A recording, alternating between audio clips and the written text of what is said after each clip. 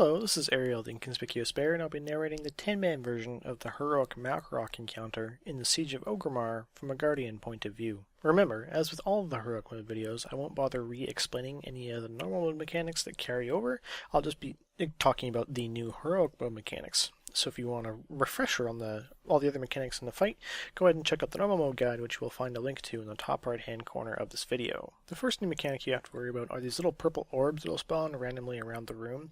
I believe they spawn on top of a player, but I think they just spawn in the general vicinity of a player. I don't really know. All I know is they spawn around the room, and you have to make sure you don't touch them, because if you do, they'll rip off your shield and do 150,000 shadow damage to you. Now, the shadow damage isn't really that big of a deal, to be honest, but the ripping of the shield can be quite fatal, especially if you're at really high stacks of the debuff.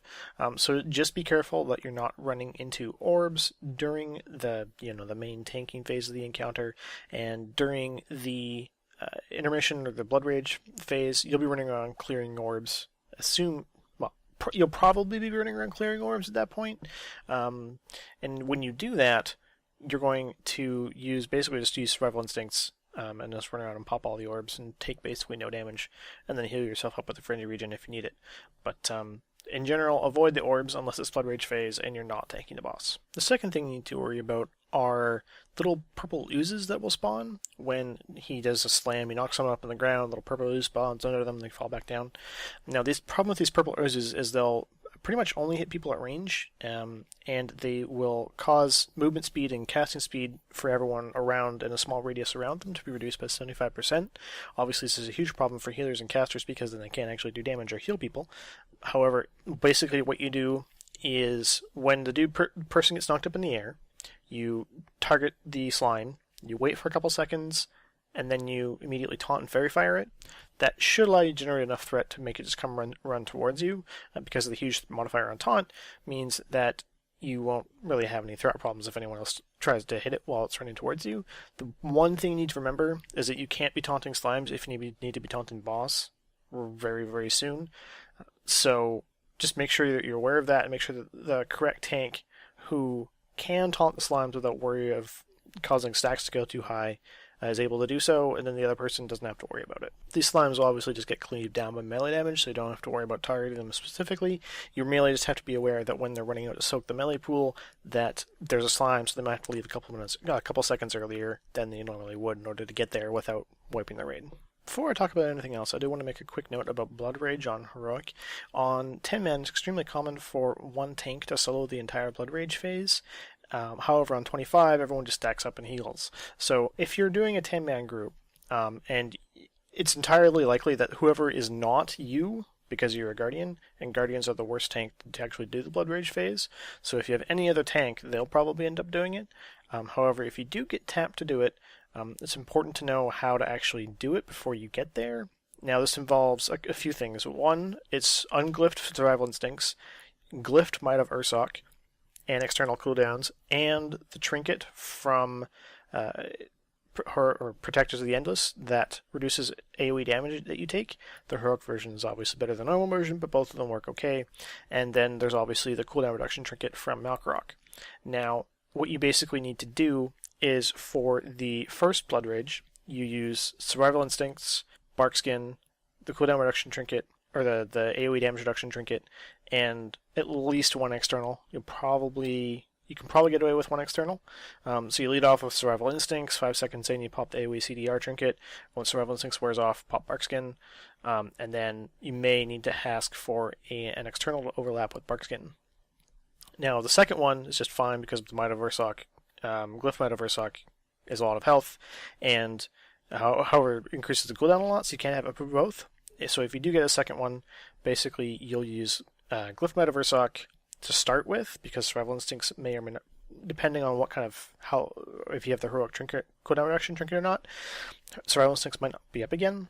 So you lead off with Glyph Might of Ursoc plus Barkskin and maybe an external as well. Then you add the AoE damage reduction trinket after 5 seconds, and then at the tail end you use Survival Instincts. And that should carry you through both Blood Rages. Obviously, if you only have one Blood Rage because your DPS is really good, then you can use Glyph Might of Ursak on the first one and it's not a big deal. However, when you're first learning the fight, you'll probably end up getting 2.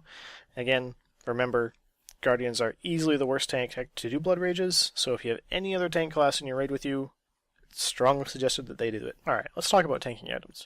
The thing about Malkorok, is, especially on Heroic, is there are a lot of ways for you to get instantly killed. You can get instantly killed by the Smash, you can get instantly killed by the Breath, you can get instantly killed by Blood Rage, you can get instantly killed by a melee swing when you have no shield up.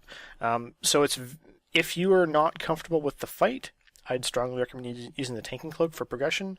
This is actually the first fight that I used the Tanking Cloak on for progression, but once I became comfortable with how I was handling the damage, I switched to DPS Cloak. However, that's something you'll have to decide on your own.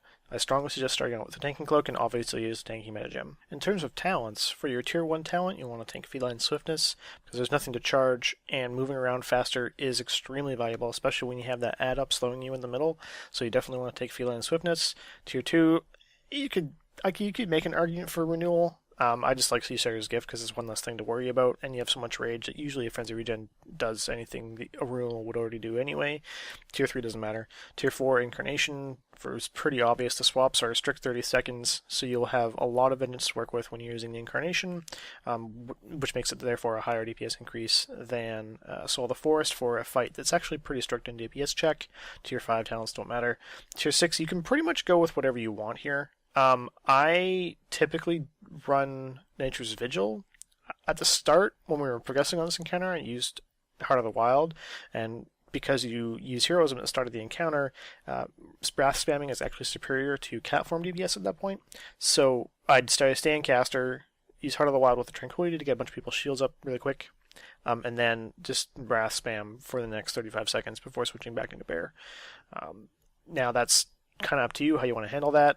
Now, it might seem a little odd that I listed Dream Scenarios in here, because I typically don't have it up for anything previously. However, it can be kind of useful to pop people's shields up when they really need them, because you're in the middle of the platform almost the entire time, so you're usually in range of everyone else, and I have lost count of the number of times when someone has asked for a shield because they're going to go soak a bubble, or because their shield wore off, or what have you, and I keep thinking, oh, if I dream a scenario, so I could just instantly heal them up and it wouldn't matter. But this is something to be aware of. I don't know if I'd recommend it at all, given the number of other things you have to worry about in this encounter, but it's totally an option, whereas in some encounters it's really just not a good idea that much at all. There isn't really anything in terms of Guardian-specific stuff that you need to be aware of or think about. I've covered all of that previously in terms of talent selection and how to soak the Blood Rage. I hope you've enjoyed this video, and good luck to you in the Siege of Orgrimmar. Ow. That was my own fault anyway.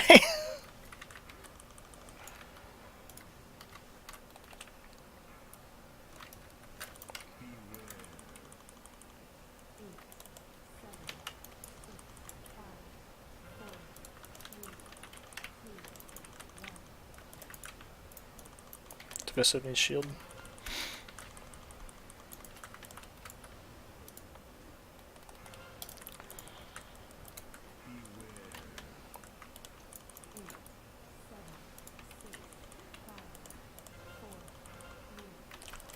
Got the boss.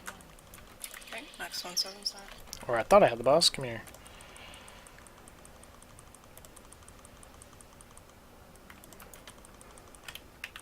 Get sad.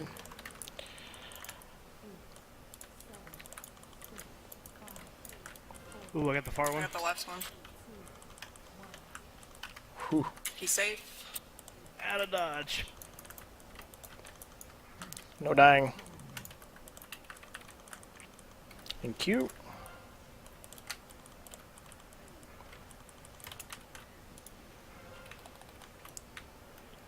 Oh, we're in a pinch.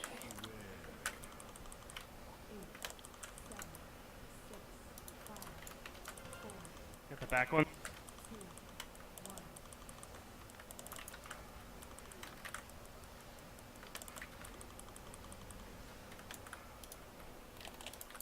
This is hard to see in the little bottles.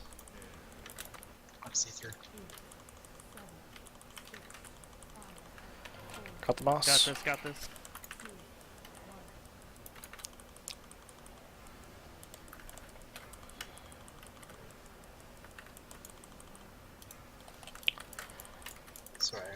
shield. This one's soaking stack. I got this one. Be safe, don't die. Said it to myself.